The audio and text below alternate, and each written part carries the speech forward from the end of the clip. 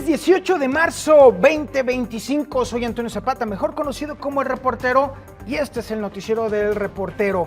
Yo sigo insistiendo en que debo de cambiarle el nombre a Chismorreo del Reportero, porque aquí dirimimos lo que se dice en los chats secretos del Senado y de los diputados federales, por supuesto. También hablamos de lo que nos filtran por ahí en el chismorreo de Palacio Nacional, el Radio Pasillo, usted sabe. Sí, la intriga palaciega, pues, porque las noticias serias se las dejamos a otros. Oiga, le paso el adelanto de lo que vamos a estar viendo el día de hoy. Y pues déjame decirle que, pues sí, hoy se cumplen 87 años de soberanía petrolera.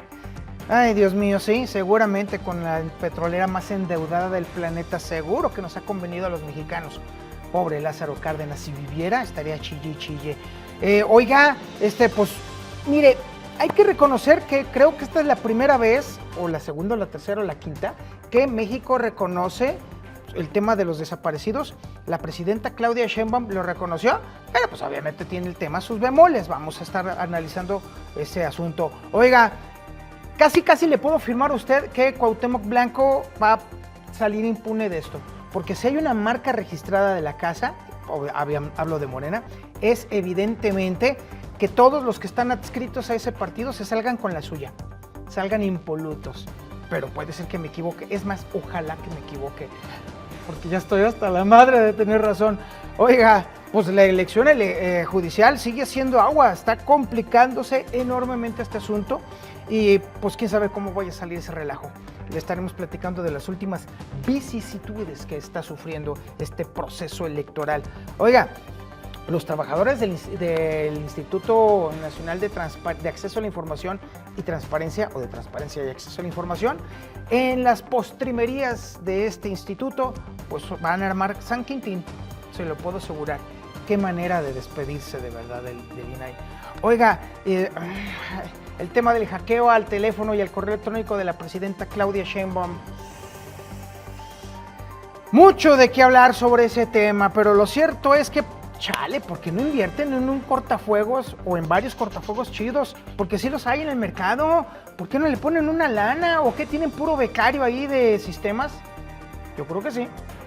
Y por supuesto, sobre este tema, los nopales automáticos tienen mucho de qué hablar y se han preparado una rolita sabrosona, un bolerito perrón que a usted le va a gustar mucho.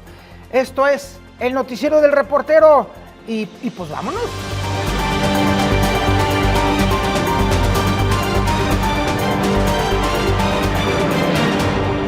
Hoy se cumplen 87 años desde que el general Lázaro Cárdenas, en un acto de patriotismo que haría llorar de emoción a cualquier mexicano, o por lo menos así nos lo vendieron en los libros de texto, decidió expropiar el petróleo mexicano. Casi 9 décadas después, Pemex llega a su aniversario en condiciones paupérrimas que harían llorar al propio Tata Cárdenas si estuviera vivo, con pérdidas estratosféricas de 620,000 millones de pesos solamente en el 2024, cantidad que podría financiar 4 veces varios programas sociales o podríamos construir 40 hospitales por lo menos. Y obviamente ostentando el vergonzoso honor de ser la petrolera más endeudada del planeta. Un logro que las agencias calificadoras no han pasado por alto, por supuesto, y la colocan en el sótano del prestigio crediticio mundial. Este sueño petrolero que José López Portillo, en su infinita sabiduría, nos vendió con aquella frase inmortal de "vamos a administrar la abundancia", pues obviamente terminó convertido en una verdadera pesadilla, peor todavía de las que se imagina Stephen King. Una pesadilla a la que el gobierno anterior, el de ya saben quién, lejos de intentar despertar a la banda, le inyectó todavía más esteroides en forma de miles de millones de pesos. El resultado, exactamente lo que cualquier persona con conocimientos básicos de aritmética podría predecir. Pemex no produce más, ni tampoco produce mejor, y por supuesto México sigue tan lejos de la autosuficiencia energética como yo de ganar el Pulitzer. Órale, perros llevados. Y por supuesto el panorama sugiere que seguiremos en esta senda por muchos años más. Según datos del Instituto Mexicano para la Competitividad,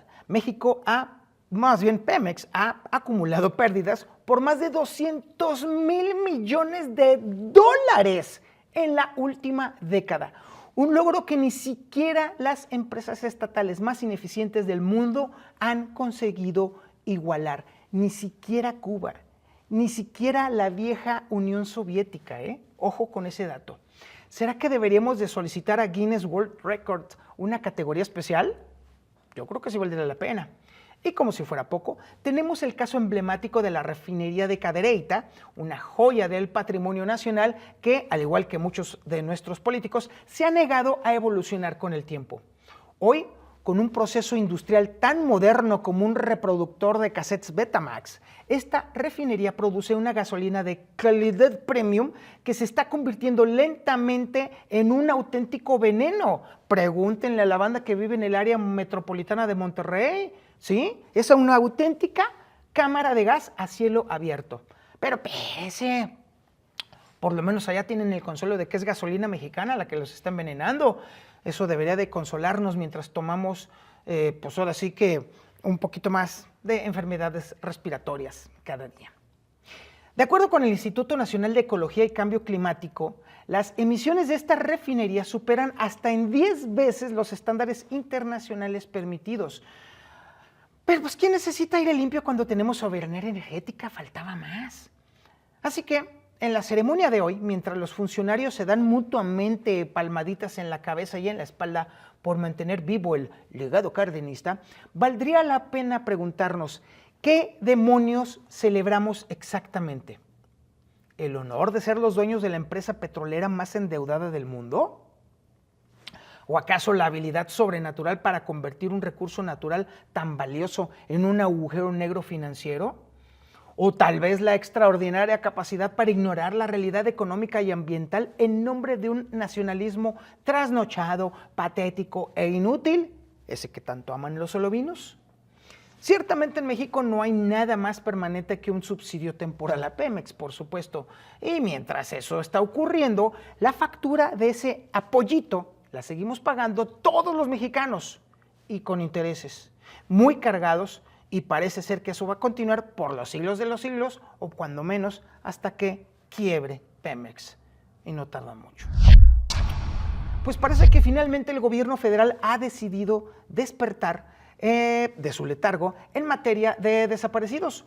Solamente hicieron falta acumular 124,000 personas desaparecidas en los registros oficiales, una cifra que equivale a desaparecer una ciudad entera, así. No sé si usted dimensione el tamaño de la pérdida. 124,000 personas desaparecidas en un solo sexenio. Por supuesto, el de ya saben quién. Pero bueno, por años, mientras las madres buscadoras desenterraban fosas clandestinas con sus propias manos y palas compradas de su bolsillo, el gobierno anterior, obviamente, respondía con elegancia de un elefante en una cristalería, descalificándolas, minimizándolas y, en el colmo del cinismo, acusando a las propias víctimas de ser las culpables de su desgracia, o acusando a las mamás que los estaban buscando de ser unas manipuladoras políticas, así, de ese tamaño. Según datos del Registro Nacional de Personas Desaparecidas y No Localizadas, durante el sexenio de Andrés Manuel López Obrador se registraron más de 30,000 nuevas desapariciones por año. Pero claro, eran diferentes a las de antes, según la narrativa oficial.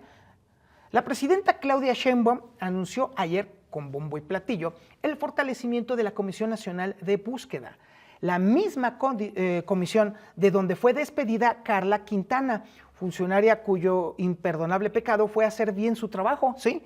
Por hacer bien su trabajo, me la corrieron. ¿Y sí? ¿Por qué? Porque documentó con rigor y además atendió a las víctimas. ¡Pecado mortal! Ya lo señaló incluso Human Rights Watch en su momento.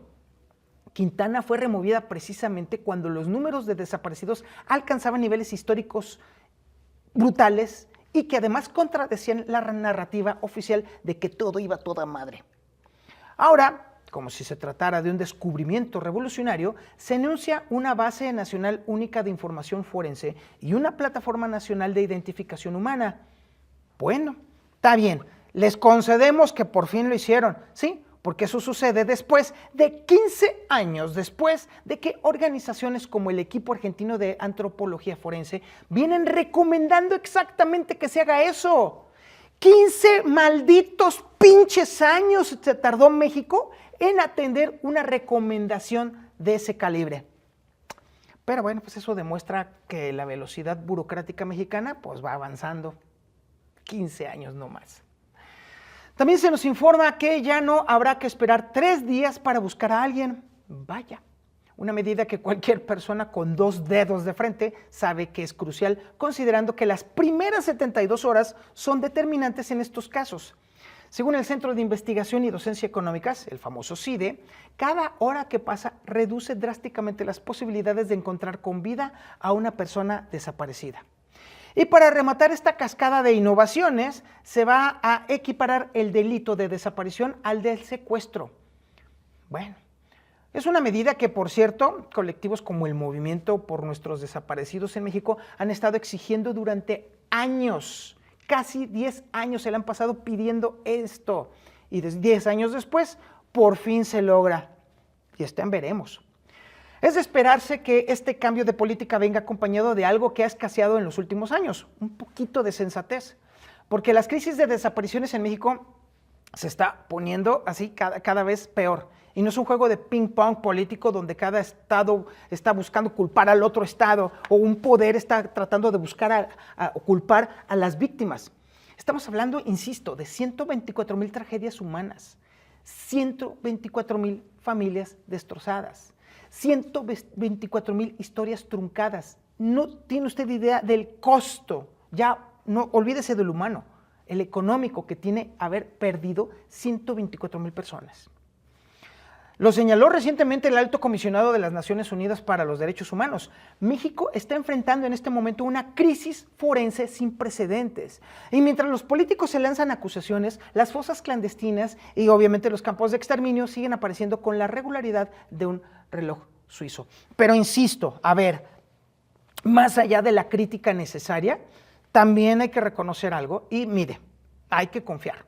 Ojalá que esta vez, más allá de los anuncios grandilocuentes y las promesas de campaña recicladas, ojalá que en esta ocasión de verdad estemos ante un verdadero cambio de paradigma, porque las madres buscadoras, que son auténticas heroínas anónimas que han hecho el trabajo que le correspondía al Estado, no pueden seguir cargando solas con la responsabilidad de encontrar a quienes el país ha perdido. Y pues bueno, diría un poeta trasnochado, tarde, pero por fin llegaron. Aunque para miles de familias mexicanas esta rectificación llega demasiado tarde. Hoy es el día en el que la sección instructora de la Cámara de Diputados tiene su cita con la justicia, o más probablemente con su pariente cercano, la impunidad. Los 4 integrantes de este selecto club legislativo van a decidir si el exfutbolista y exgobernador de Morelos, Cuauhtémoc Blanco, merece perder su fuero y enfrentar las acusaciones por presunto abuso sexual y malos manejos financieros que lo persiguen desde su gestión en tierra zapatista. Según la Fiscalía Anticorrupción de Morelos, las irregularidades en la administración de Blanco ascienden a más de 400 millones de pesos, una cantidad que, para más o menos ponerla en perspectiva, equivale por ahí de 8,000 goles en primera división, bastantes más de los que anotó en su carrera deportiva. Todos los ojos estarán puestos sobre San Lázaro, donde los legisladores tienen la delicada tarea de decidir si un político de sus propias filas debe de someterse al escrutinio judicial o si, por el contrario, merece seguir gozando de ese privilegio medieval conocido como fuero constitucional. El caso de Blanco no es precisamente excepcional en nuestra ejemplar democracia, por supuesto que no. Ya lo documentó la organización Impunidad Cero. Menos del 5% de los funcionarios acusados de corrupción en México acaban enfrentando consecuencias legales.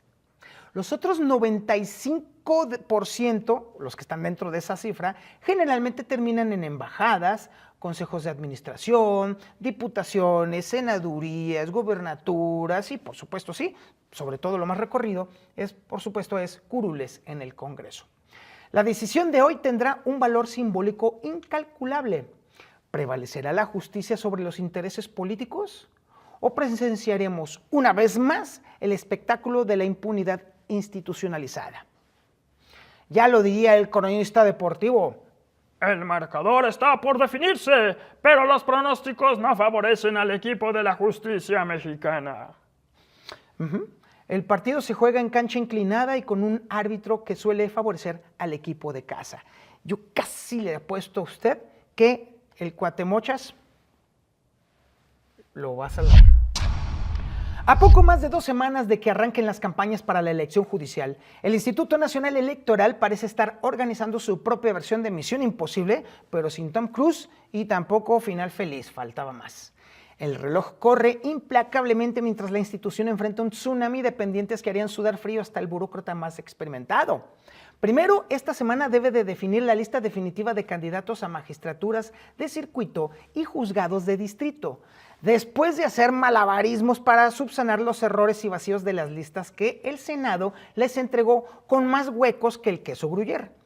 Según informes de México Evalúa, estas prisas podrían comprometer seriamente la calidad del proceso de selección judicial, un fenómeno que han determinado y denominado como improvisación institucionalizada.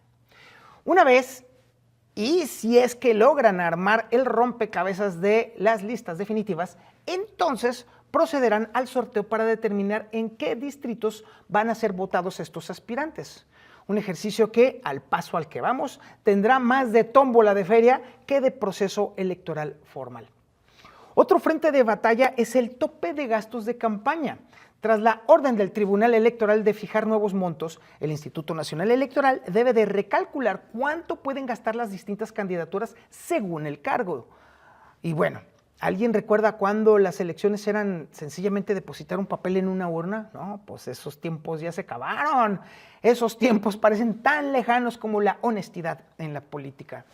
Y por si este cóctel de complicaciones fuera poco potente, el registro de ciudadanos para fungir como funcionarios de casilla está más estancado que las reformas fiscales en favor de las clases medias.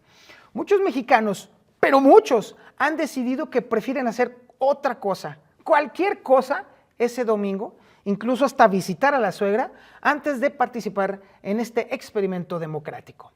Y recientemente lo señaló el propio investigador Luis Carlos Ugalde, del Centro de Análisis Integralia. Estamos ante un proceso electoral sin precedentes constituido y construido sobre la marcha y con tiempos políticos no técnicos. O sea, en español, pues, estamos improvisando una elección crucial para el sistema judicial mexicano con el mismo rigor con el que se organiza una kermés escolar. Y las kermeses escolares, le apuesto que van a salir mucho mejor. La noche y los plazos se le vienen encima al Instituto Nacional Electoral, mientras México observa con una mezcla de asombro y resignación cómo se implementa a toda velocidad y con frenos defectuosos una de las reformas más trascendentales del sistema judicial en décadas. Y pues bueno, cualquier juez sensato diría que este proceso necesita urgentemente de una prórroga, o más bien de un milagro. Está perro este asunto. Pero bueno, oiga, hijo de su madre, déjeme decirle que ya se lo habíamos adelantado y salió, tenía que salir. Me choca tener siempre la razón, pero bueno, ni hablar, así es esto. Tal y como le adelanté en esta entrega, porque pues, sí, la clarividencia es uno de nuestros dones. Hoy, un nutrido grupo de trabajadores del Instituto Nacional de Transparencia va a escenificar su propia versión del apocalipsis burocrático, tomando por asalto el piso del instituto para impedir la última sesión del Pleno. Son 64 empleados los que han unido fuerzas en esta protesta, movidos no precisamente por la defensa de la transparencia o el acceso a la información, sino por la cruda e irresistible llamada del vil metal, la incertidumbre sobre sus liquidaciones. Según fuentes del Sindicato Nacional de Trabajadores del INAI, muchos de estos empleados temen quedarse sin la compensación que les corresponde tras años de arduo trabajo defendiendo el derecho a saber. Los inconformes, nos dicen por ahí, pues dicen que estarán manifestándose esta tarde en punto de la 1 de la tarde, un timing perfecto para interrumpir la comida de quienes aún intentan trabajar y maximizar la cobertura mediática de su drama laboral. En lugar de exigir la permanencia de un órgano autónomo esencial para la democracia o defender el derecho ciudadano a la información, estos trabajadores van a terminar priorizando la papa, y pues la verdad me encuentro muy difícil ya no solamente el no justificarlo, sino también incluso decir que no están en lo correcto. Al final del día lo que quieren es que se les asegure una liquidación digna al término de su relación laboral, algo que cualquiera en sus 5 sentidos podría pedir. Pero bueno, mientras tanto le puedo decir a usted que este es el triste y ruidoso cierre para el órgano que alguna vez fue orgullo de los mexicanos por ser garante de la transparencia y que hoy va a dejar de existir entre escándalos laborales y acusaciones de corrupción. Una muerte tan poco digna como la de muchas otras instituciones que han caído en desgracia en los últimos años. ¿Y todo qué? Todo a manos de la 4T. Debiera ser la zona más blindada en todos los aspectos, incluido por supuesto el cibernético, pero pues la presidencia de la República se ha convertido en una especie de coladera digital tan porosa que haría sonrojar hasta el más novato de los administradores de sistemas. Ayer, la presidenta Claudia Sheinbaum confirmó lo que ya era un secreto a voces en los círculos tecnológicos. Uno de sus números telefónicos y un correo electrónico personal han sido hackeados. Nada grave, nos aseguran desde la tribuna oficial con la misma convicción con la que un capitán de barco hundiéndose insistiría en que solo se trata de un hoyito. Pero esta situación, o más bien específicamente este incidente, es apenas la punta del iceberg en la saga de brechas de seguridad que ha experimentado el corazón político de México. A ver, hagamos memoria. No, mejor no hagamos memoria, mejor vámonos sobre las instituciones. El Centro de Investigación en Seguridad Informática dio a conocer, por supuesto, que la vulnerabilidad de las comunicaciones presidenciales representa un riesgo de seguridad nacional que ningún país desarrollado permitiría. Pero estamos en México.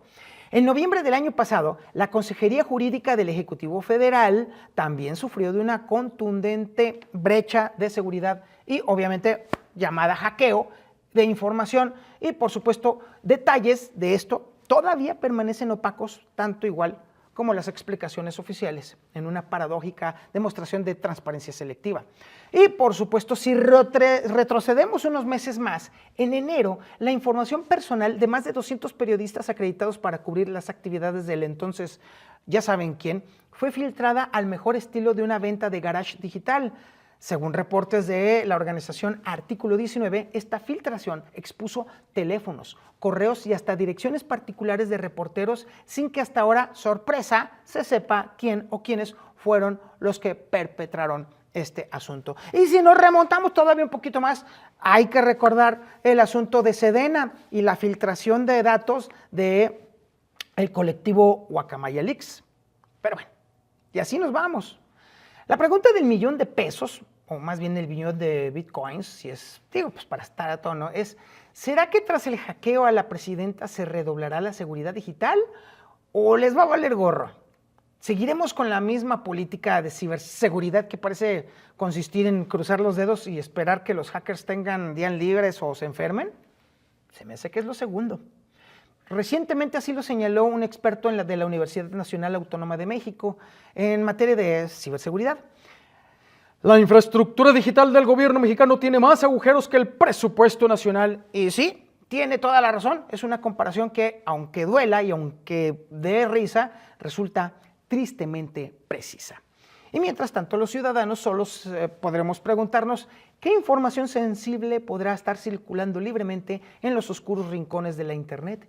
Y si acaso la seguridad nacional es un concepto que solo aplicamos cuando se trata de instalar detectores de metales en las entradas de los edificios públicos, pero no cuando se trata de proteger la información digital más sensible del país. Y pues sí, por lo pronto sí le puedo adelantar a usted que yo creo que a pesar de este asunto, la seguridad cibernética de Palacio Nacional y de toda la infraestructura de gobierno, pues sí, va a seguir al garete.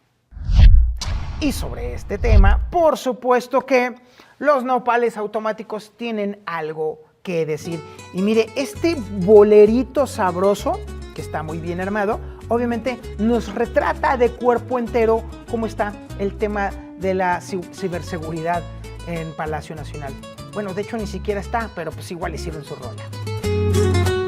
En el corazón de México, donde el poder habita, se yergue orgulloso el Palacio Nacional, con murallas de cantera que la historia quiera acredita, pero con defensas digitales de cartón fenomenal. debería ser fortaleza, búnker inexpugnable, refugio blindado contra bits y amenazas. Mas resulta coladera porosa, lamentable, que hasta el novato en sistemas le da vergüenza. La presidenta confirma con solemne parsimonia que sus datos personales han sido ya saqueados. Nada grave asegura con falsa ceremonia, como capitán que ve su barco entre ahogados. Qué curioso país donde los secretos nacionales tienen menos protección que una cuenta de TikTok. Mientras los Inges advierten peligros corrosales y la soberanía digital sufre un demoledor knockout.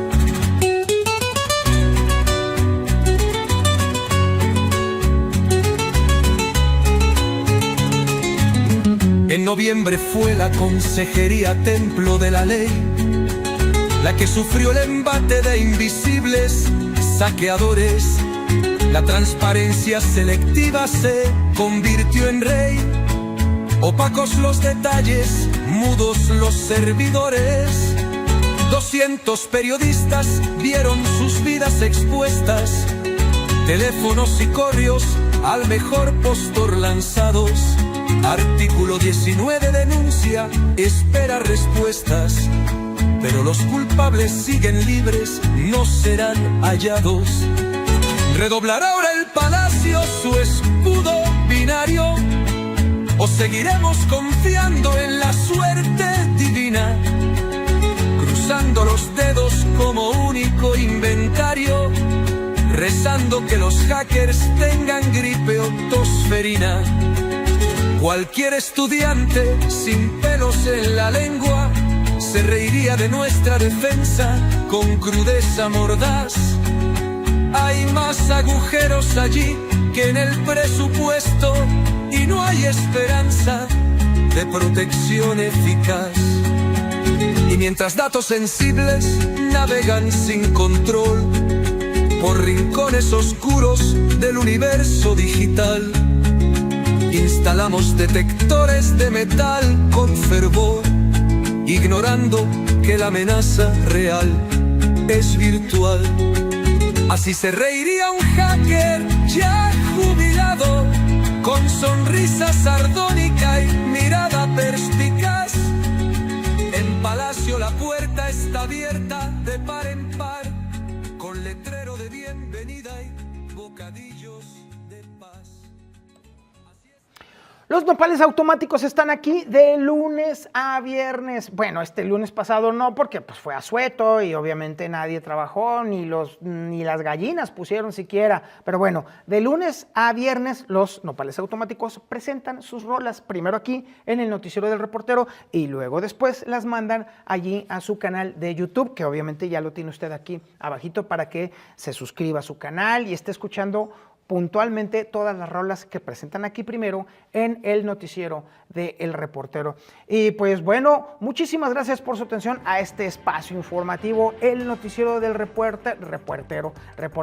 Le recuerdo a usted que la síntesis informativa en la cual basamos nosotros toda la información para hacer el guión de este noticiero, por supuesto que está a disposición de usted. Nada más suscriba su correo electrónico aquí en las páginas que le estoy mostrando a usted y obviamente suscríbase a la versión premium y por supuesto va a recibir usted de lunes a viernes la síntesis informativa antes de las 8 de la mañana con las primeras planas, las columnas, los artículos, los trascendidos, los cartones, toda la información, aparte un resumen ejecutivo de las opiniones del día y un podcast para que usted se lo lleve en el coche mientras lleva a los niños a la escuela o mientras va al trabajo o mientras desayuna o mientras hace ejercicio, para que llegando al trabajo usted sea el más informado y en consecuencia sea el que lidere la conversación en cualquier terreno. Suscríbase y pues por supuesto muchísimas gracias por su atención a este espacio informativo. Soy Antonio Zapata y pues sí, pórtese mal, cuídese bien y niéguelo todo.